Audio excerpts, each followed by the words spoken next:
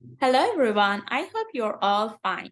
Today I'm going to talking about managing global diversity, and as you know nowadays due to globalization and an increase in the world's population which results in an increase in immigration, the diversity around the world and especially in the developed country is growing day in day and day out. So it is very important and crucial for global managers to know how to create and for uh, an inclusive and diversified workplace so that they can stay at top of the list and compete with their competitor. As you can see in this diagram, in 1950, approximately 2.5 billion people called Earth home. It was anticipated that by 2022, the global population will exceed 8 billion. The United Nations projects that by the turn of the century, the world's population will reach approximately 10.4 billion. And as you know, the more the population increase, the more immigration happens, and the more diverse workforce there would be. Age, gender, racial, and ethnic diversity are all on the rise as a result of globalization and recent immigration trends and the overall rise in the global population. As a result, the matter of how to create a diverse workplace and how to implement laws is getting a crucial issue in today's work market. Um, Actually, in addition to the features that I mentioned, disability is another characteristic which can be target of the discrimination. And fortunately, in the USA, there is a law called ADA, which stands for American with Disability Act, prohibits discrimination against people who have disabilities in a wide range of settings, including but not limited to the workplace, public transportation, public accommodation, communication, and access to state and local government program and services. Now let's see what is the meaning of diversity in the workplace. Diversity encompasses the spectrum of similarity and differences that each employee brings to the workplace, including but not limited to national origin, language, race, color, disability, ethnicity, gender, age, religion, sexual orientation, gender identity, socioeconomic status, veteran status, and family status. And inclusion means to be inclusive means that everyone, regardless of their differences, should be afforded the same chance at success in life. So, as you can see, diversity and inclusion are two different terms, and they're totally separate. You can imagine a company that employee applicants with of different walks of life, but they don't have equal rights. I mean, they may not be paid equally. They may not be considered as a as a member of the company. I mean, they don't have a contribute to the development of the company, or their voice may not be heard. So this company is only diversified, it's not inclusive, and being only diversified doesn't help a company to improve and develop. And so diversity and inclusion should be together to make a great impact and to make a great improvement. Now that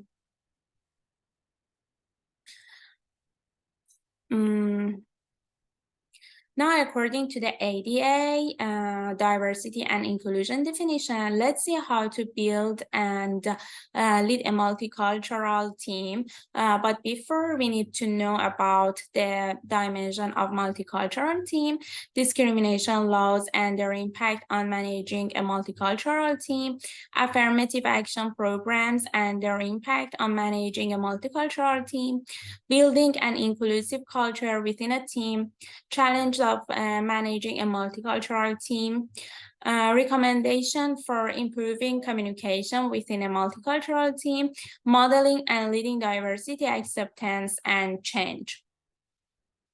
First of all, let's look at dimensions of multicultural team. There are a total of 4 types of diversity: internal, external, organizational, and worldview. What is internal dimension? Diversification within race, age, nationality, ethnicity, including BIPOC, Black, Indigenous, and people of color, cultural background, gender, sexual orientation, physical and mental capacities, and intelligence are all examples of internal dimensions, which are mostly inherited and unchangeable. What is external dimension? As its name implies, external in variety refers to characteristics of a person that are not innate. Interest, education, physical appearance, citizenship, geographical location, family status, spirituality, religion, relationship status, socioeconomic standing, national origin, and experiences are examples of external dimension. What is organizational one? Actually, this form of diversity includes, but is not limited to, the following characteristic: job function, management status, work location, department, seniority, and union affiliation. Worldview dimension. This dimension refers to the diversity of our senses, including sight, hearing, and touch. We're more than just what we do for a living. We attend cultural events, express opinions, appreciate a variety of histories, and have varied political aims. Actually, multicultural team accounts for and value the contributions of all members by valuing their unique experience, perspectives, and cultures. If you are a manager, you are included because you are responsible for these. Let's see, what is the discrimination law about? Discrimination law covers circumstances in which an individual is treated differently based on their age, disability, gender, national origin, ethnicity, religion, sexual orientation, genetic makeup, or any other legally protected characteristics. And knowing about discrimination law allow managers to create a diverse and inclusive workplace. They learn how to appreciate others who are different from themselves, accept the possibility of being wrong, the ability to celebrate the qualities that set us apart, and acknowledge the effort of all participants.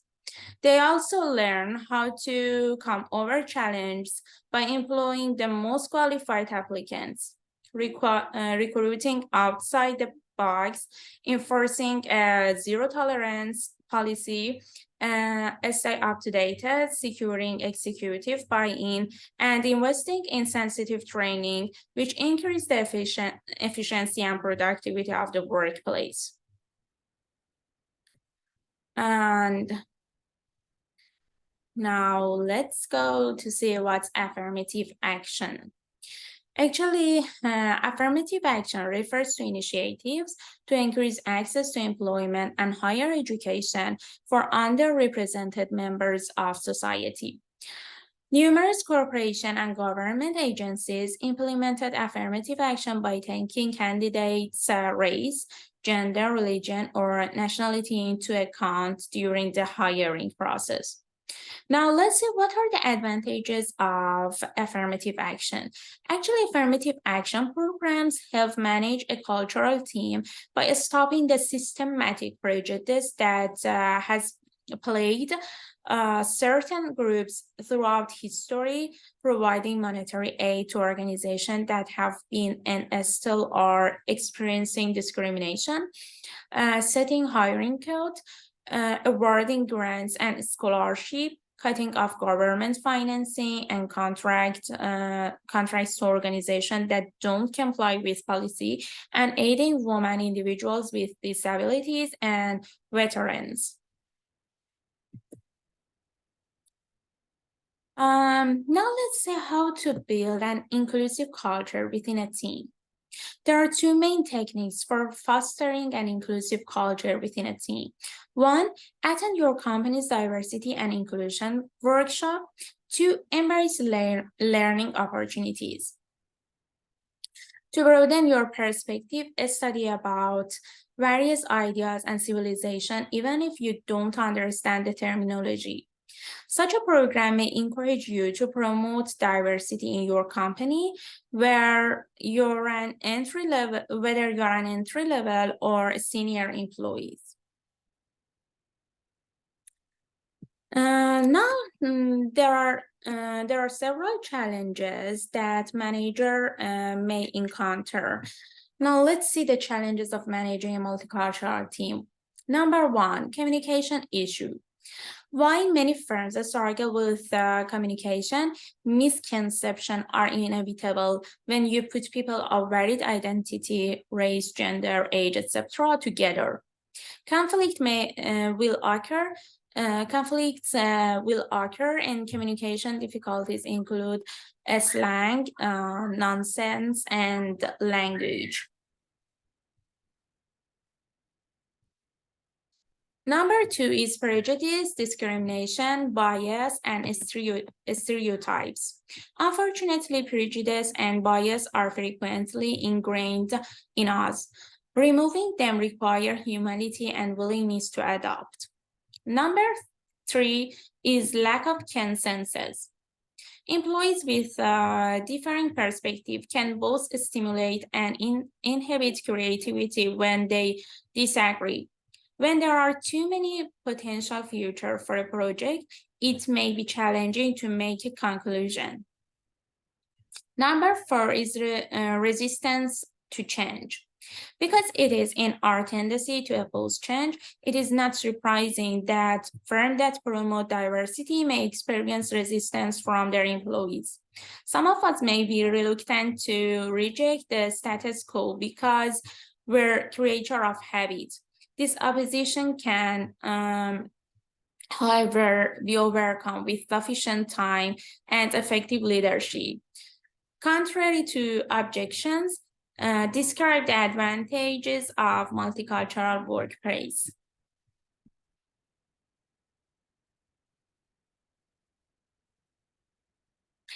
There are some recommendations for improving communication with a multicultural team.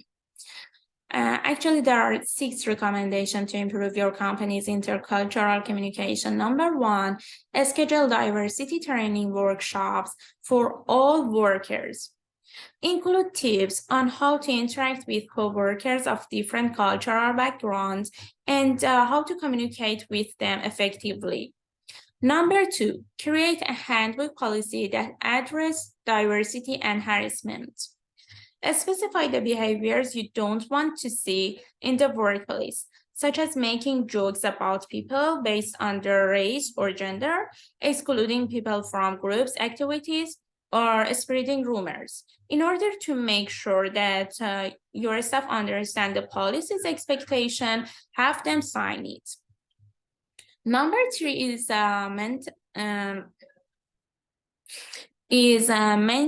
maintain open lines of communication with your team members. Staff employees should be taught to not only speak to, but also listen to one another. Request clarification to make sure everyone is on the same page. Number 4, invite employees of varying cultural origin to discuss their experience to foster understanding and appreciation. Initiate this discussion amongst staff members about their personal histories and cultural backgrounds by asking open-ended questions. Plan some fun group outing for both lunch and after hours. Number 5, plan a team lunch that doesn't entail a meeting or any specific work-related purpose. And to know your fellow team member, better get throughout this break. Number 6, promote workers based on their actual merit. This will provide people of various cultural backgrounds an equal shot at advancement. In this way, differences are celebrated. Now let's see the modeling and leading diversity, acceptance, and change. There are a number of ways to provide an example of acceptance and embrace of diversity. Number 1, mind your own biases. Recognizing the existence of bias and attempting to increase awareness are critical initial steps in the process of creating positive change. Potential examples of unconscious bias include preconceived conceptions, stereotypes, and prejudice. The fact that our unconscious prejudices don't always line up with our conscious beliefs or publicly announced beliefs makes them all the more crucial to keep an eye on. Leaders can assist employees understand how unconscious prejudices affect people and what reinforces bias. Encourage employees to examine their own prejudice and assumption to raise awareness and combat unconscious bias.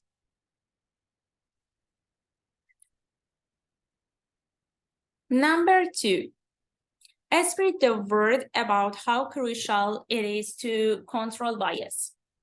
You have to be able to realize that no one is an expert in spreading and accepting other people's experience and realities, but you can always learn it. Number 3, equalize pay. Manager must provide everyone an equal opportunity. By monitoring departmental patterns, people analytics can help managers identify wage disparities in their workforce and determine their root reasons. This information can assist in identifying patterns or tendencies when a specific group of employees, such as people of color, are unpaid. Number 4, train strategically. Diversity training teaches workers how cultural variation affect workplace behavior. It can cover time, communication, self-identity, and conflict. Mandatory diversity training is less successful than optional training. Please keep it in mind. Number 5, celebrating all holidays. Recognizing upcoming religious and cultural celebrations can enhance diversity consciousness and promote inclusiveness. At the end of team call or meeting, if the audience is small, inquire about how people will spend the holiday. Utilize the intranet of your organization to inform and track multicultural religions or holiday activities. When scheduling meeting, consider certain days and recognize that a staff member may require flexibilities. Number 6, facilitate membership in employee resources group. ERG allows safe talent development and management training. ERG build community, and manager might encourage employees' participation by assigning a distinct pay code for ERG meeting or allowing staff to contribute ERG efforts or projects. A toolkit or instruction can help employees start an ERG as well. I hope my conference. I hope you enjoy my conference, and I hope you are will become a very great manager and leaders in the near future, and hope you a very happy New Year holiday. Thank you and goodbye.